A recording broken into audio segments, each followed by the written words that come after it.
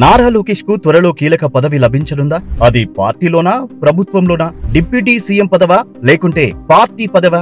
చంద్రబాబు మదిలో ఏముంది? మహానాడు వేదికగా ఏం ప్రకటించనున్నారు అనే ప్రశ్నలు ఇప్పుడు ఆంధ్రప్రదేశ్ రాజకీయాలలో వినిపిస్తున్నాయి. ఏపీలో కూటమి ప్రభుత్వం ఏర్పడడంలో చంద్రబాబుతో పాటు లోకేష్ ప్రధాన భూమిక పోషించారు. ప్రభుత్వం ఏర్పడిన తర్వాత కూడా పలు కార్యక్రమాలకు ఆయనే హాజరవుతున్నారు. కొన్ని కార్యక్రమాలకు చంద్రబాబు కాకుండా లోకేష్ వెళుతూ ప్రారంభోత్సవాలు, శంకుస్థాపనలు చేస్తున్నారు. చాలా సార్లు హెలికాప్టర్ లో వెళ్తుండగా స్థానిక నేతలు బ్రహ్మరథం పడుతున్నారు. అయితే ఆయనకు పదవి పరంగా, పార్టీ పరంగా పెద్ద హోదా లేదని పార్టీ నేతలు, కార్యకర్తలు కొంతకాలంగా అంటున్నారు. ఈ మేరకు వాళ్ళంతా సోషల్ మీడియాలో చేస్తున్న డిమాండ్లకు చంద్రబాబు సానుకూలంగా స్పందించినట్లు చెబుతున్నారు. ఈ నెలాఖరులో కడప జిల్లాలో జరగనున్న టీడీపీ మహానాడులో దీనికి సంబంధించి స్పష్టత వచ్చే అవకాశం ఉందని చెబుతున్నారు. ఇప్పటి వరకు జాతీయ ప్రధాన కార్యదర్శిగా ఉన్న లోకేష్ మరింత కీలక పదవిని చేపట్టనున్నారని పార్టీలో చర్చ సాగుతోంది. కార్యకర్తలు లోకేష్ నాయకత్వాన్ని కోరుకుంటుండటంతో ఆయనకు బాధ్యతలు అప్పగించేందుకు చంద్రబాబు సిద్ధమవుతున్నట్లు తెలుస్తోంది. ఇప్పటికే కొందరు నేతలు ఈ అంశాన్ని చంద్రబాబు దృష్టికి తీసుకెళ్లారు. అధికారికంగా నిర్ణయం ఇంకా వెలువడకపోయినా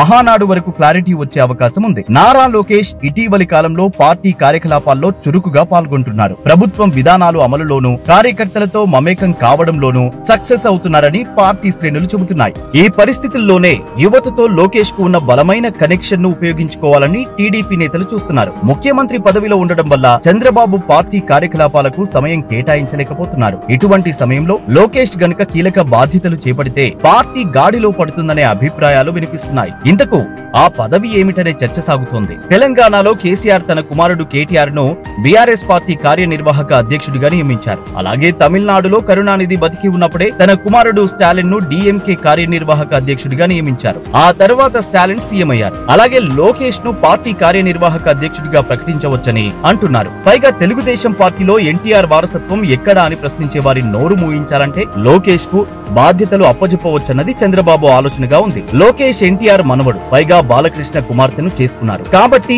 అటు ఇటు చూసినా ఎన్టీఆర్ వారసుడిగా ప్రాజెక్ట్ చేయాలన్నది ఒక వ్యూహంగా కనిపిస్తోంది. అలా చేస్తే జూనియర్ ఎన్టీఆర్ ఫ్యాన్స్ కానీ, ఇతర ఎన్టీఆర్ వారసులు గానీ ఇక మౌనం వహిస్తారన్న మాట వినిపిస్తోంది. మరోవైపు లోకేష్ కు ఉప ముఖ్యమంత్రి పదవి ఇవ్వాలన్న అంశం గతంలో వినిపించినా ఆ డిమాండ్ ను పక్కన పెట్టేశారు. ఇప్పటికే ఉప ముఖ్యమంత్రిగా పవన్ కళ్యాణ్ ఉన్నందున ఆ గౌరవం, హోదా మరొకరికి ఇవ్వరాదని అనుకున్నారట. అందుకే ఆ ప్రతిపాదన ముందుకు రాలేదు. అందుకే పార్టీ పరంగా లోకేష్ ను ముందుకు తెచ్చేందుకు సిద్ధంగా ఉన్న నేతలు ఆయనకు కీలక పదవిని అప్పగించాలనే డిమాండ్ ను బలంగా వినిపిస్తున్నారు. మహానాడులో ఈ విషయంలో నిర్ణయం తీసుకునే అవకాశం ఉంది. పార్టీ అధికారిక వ్యవస్థలో లోకేష్ పాత్రను బలపరిచే దిశగా చంద్రబాబు కూడా ఆలోచిస్తున్నట్టు సమాచారం.